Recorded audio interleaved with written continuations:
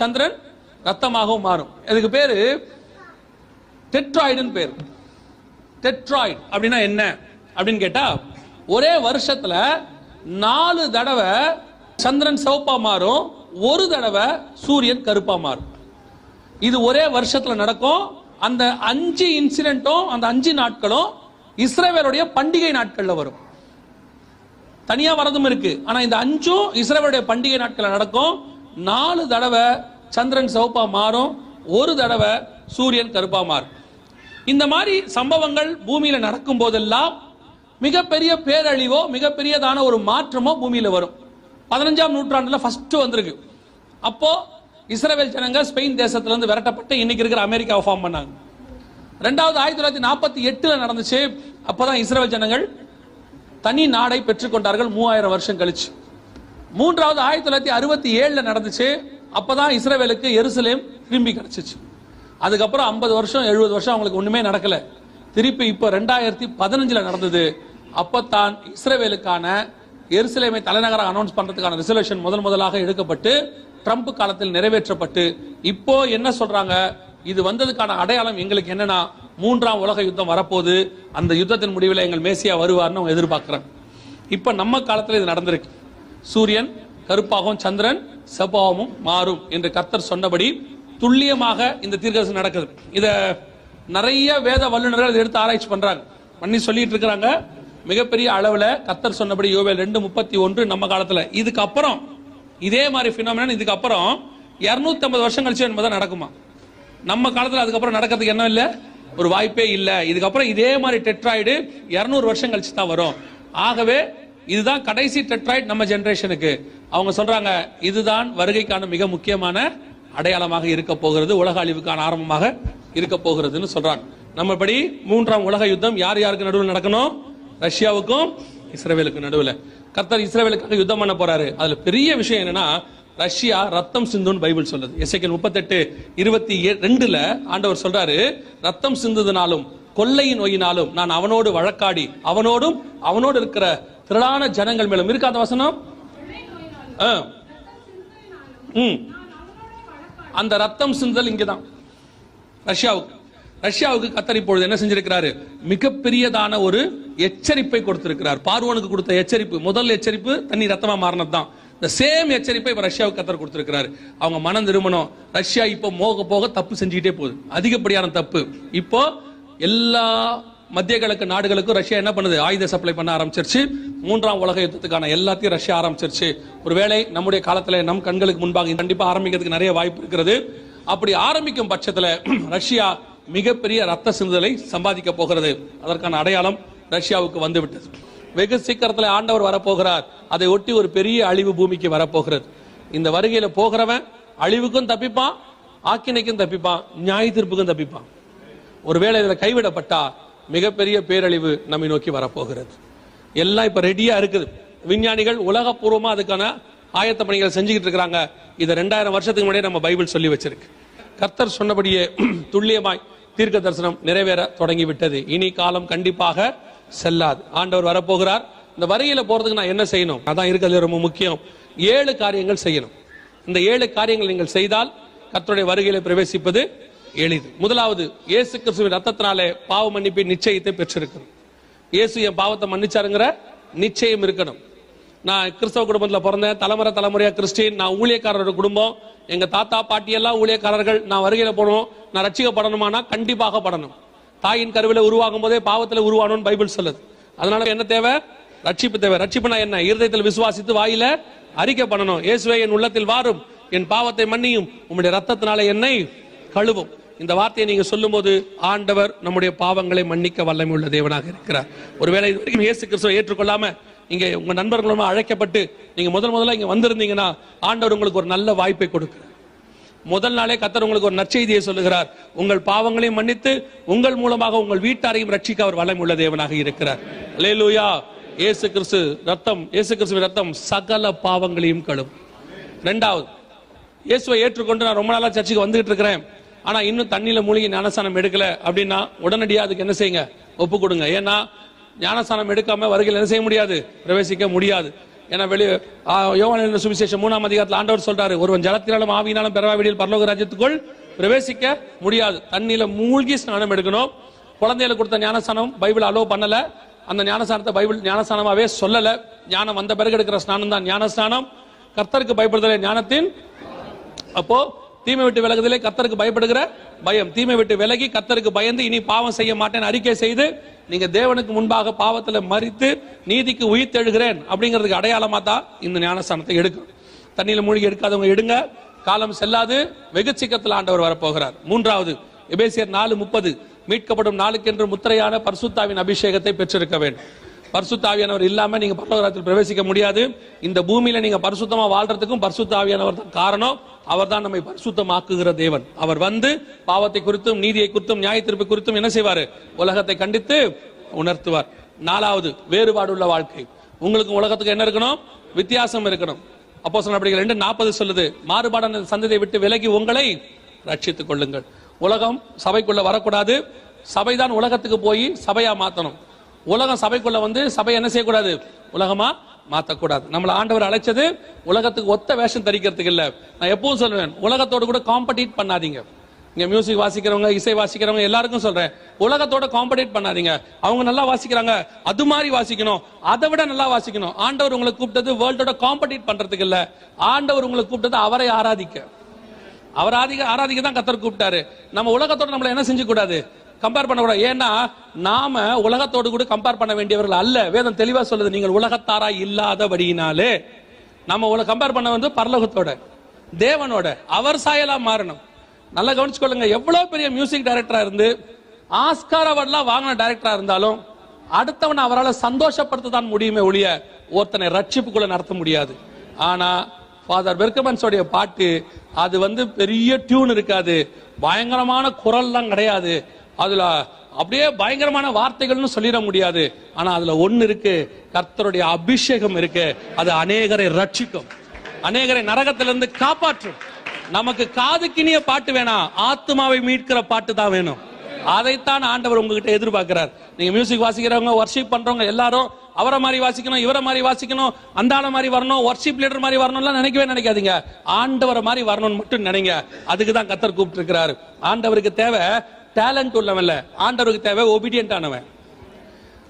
ஆண்டவருக்கு தேவை ஒபீடியன்ட் ஆனவன் தான். டேலண்ட் உள்ள ஒபீடியன்ட் ஆனவன ஆண்டவர் கீழ் படிக்கிறவன டேலண்ட் உள்ளவன ஆண்டவர் மாத்திடுவாரு. ஆனா டேலண்ட் இருக்கிறவன ஒபீடியன்டா மாத்துறது கஷ்டம்.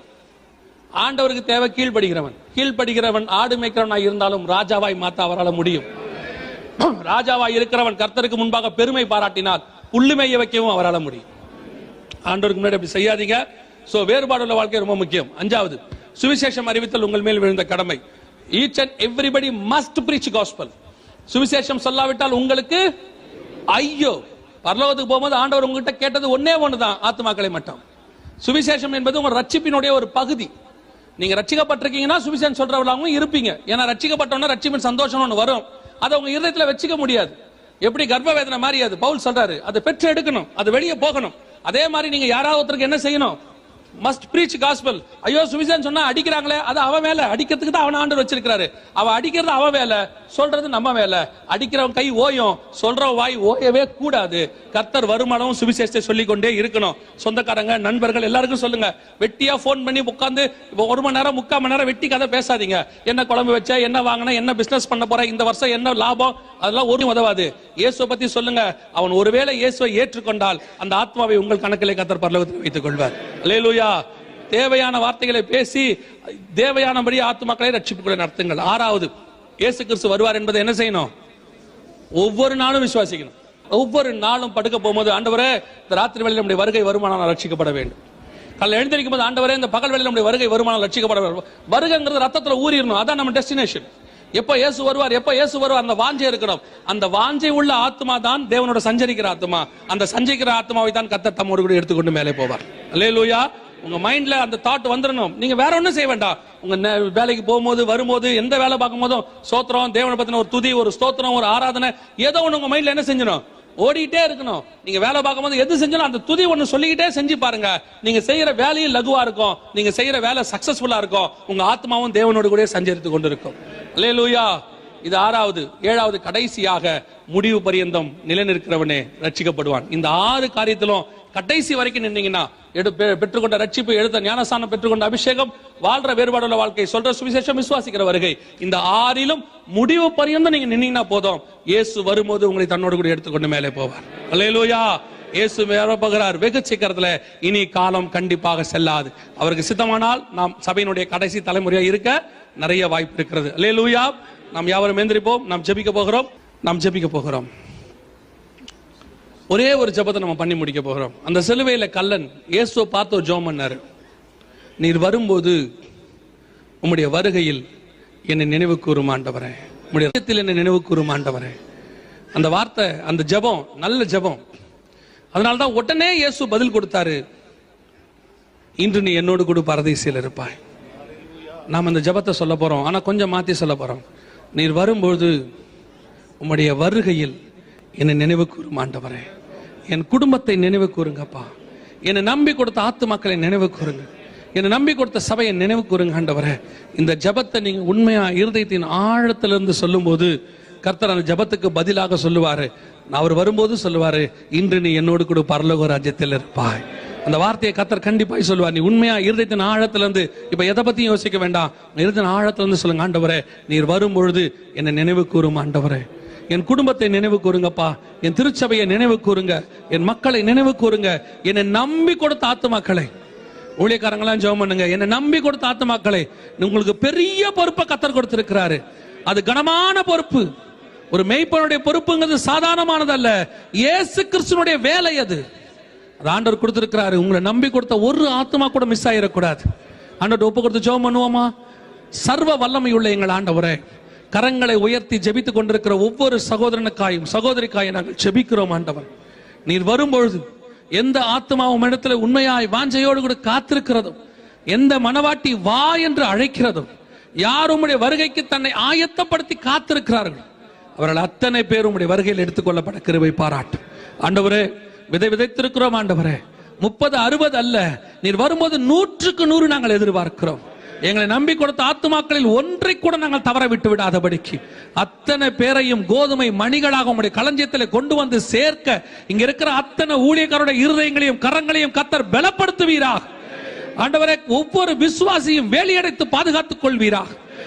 உலகமோ உலகத்துக்கு உண்டானவைகளோ அவர்களை இழுத்து கொண்டு போய்விடாதபடிக்கு பரிசுத்த ஆவியானவர் முத்திரை போட்டு நீர் பாதுகாத்துக் கொள்ளும்படி நாங்கள் ஜெபிக்கிறோம். உம்முடைய மகிமையுள்ள கரத்தில் எங்களை தாழ்த்துகிறோம். வருகிற நாட்களிலே ஒரு பெரிய எழுப்புதலை இந்த தேசம் முழுவதும் ஜனங்களுக்குள்ளே, குடும்பங்களுக்குள்ளே, ஒவ்வொரு சபைகளுக்குள்ளேயும் நீர் பற்றி எரிய பண்ண போற தயவுக்காக உமக்கு ஸ்தோத்திரம். இந்த தீ கடந்து போகட்டும் ஆண்டவரே, எல்லா சபைகளுக்குள்ளும் கடந்து போகட்டும், எல்லா விசுவாசி வீடுகளுக்குள்ளும் கடந்து போகட்டும், எல்லா மொழி சபைகளுக்குள்ளே கடந்து போகட்டும். ஓ ஹalleluya, ஹalleluya, ஹalleluya. ஆவியானவரே, ஒரு அக்கினி, ஒரு விசை உம்முடைய மகிமை, ஒரு விசை ஆதி அப்போஸ்தலர் காலத்தில் கொடுக்கப்பட்ட அபிஷேகம் ஒரு விசை எங்கள் சபைகளுக்குள்ளே கடந்து வருவதாக, ஒவ்வொரு விசுவாசி மேலே, ஒவ்வொரு ஊழியக்காரன் மேலே கடந்து வருவதாக பற்றட்டும் ஆண்டவரே. அக்கினி மயமான நாவுகள் ஒரு விசை இறங்குவதாக இந்த கட்டடம் முழுவதும் பரவட்டும். இதன் மூலமாக இந்த பகுதி முழுவதும் பரவட்டும். எல்லா சபைகளுக்குள்ளேயும் கடந்து வரட்டும் ஐயா.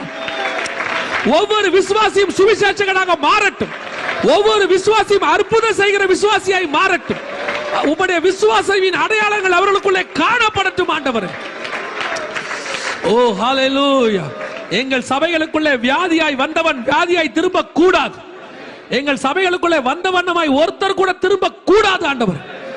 வியாதியஸ்தர்கள் சுகமாகட்டும், பிசாசினால் அகப்பட்டவர்கள் விடுதலை ஆகட்டும். கர்த்தர் எங்களோடு கூட இருக்கிறீர் என்பதை நிரூபித்து காட்ட போற தயவுக்காக ஸ்தோத்திரம். கர்த்தருடைய மகிமை இறங்க போற தயவுக்காக ஸ்தோத்திரம். ஓ ஹalleluya, ஹalleluya. Praise you Jesus, praise you Jesus. நன்றி ஆவியானவரே, நன்றி ஆவியானவரே, நன்றி ஆவியானவரே. ஒரு பெரிய மாற்றத்தை கொண்டு வரட்டும். ஜனங்களுக்குள்ள ஒரு பெரிய மாற்றம் வரட்டும். இருதயத்துள்ள பரிசுத்த ஆவியானவர் ஆணியாய் வசனங்களை பதிப்பீராக ஆண்டவர். ஓ ஹalleluya. Thank you Holy Spirit, thank you Lord. நீர் முன்குறித்த இந்த ஜனங்களிலே ஒருத்தரை கூட நாங்கள் இழந்து போக கூடாது. நீங்க சொன்னீங்கப்பா, எனக்கு பிதா கொடுத்ததில்லை ஒருத்தனை தவிர மற்ற எல்லாத்தையும் நான் ஆதாயம் பண்ணி கொண்டேன்னு சொன்னீங்க. நாங்க ஒரு படி மேல கேட்கிறோம் ஆண்டவரே, நாங்க ஒருத்தரை கூட இழந்து போக கூடாது. எங்க சபைகள்ல காணாமல் போன ஆடுன்னு ஒண்ணு கூட இருக்க கூடாது. எல்லாவற்றையும் நாங்கள் ஆதாயம் பண்ணணும். ஒருத்தரை கூட இழந்து போக கூடாது. நீர் ரத்தம் சிந்தி சம்பாதித்த ஆத்துமாக்களில் ஒன்றை கூட நாங்கள் இழந்து போக கூடாது. அத்தனை பேரையும் உடைய சமூகத்தில் கொண்டு வந்து சேர்க்கிறோம். ஆண்டவரே, இங்க இருக்கிற ஒவ்வொரு மெய்ப்பர்களுக்காக நாங்கள் செபிக்கிறோம்.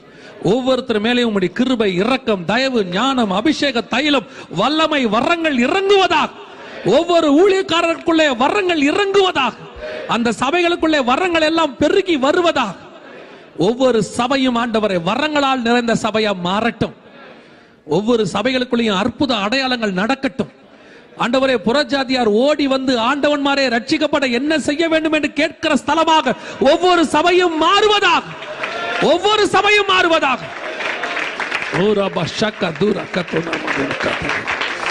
ஓ ஹல்லேலூயா, ஹல்லேலூயா, ஹல்லேலூயா.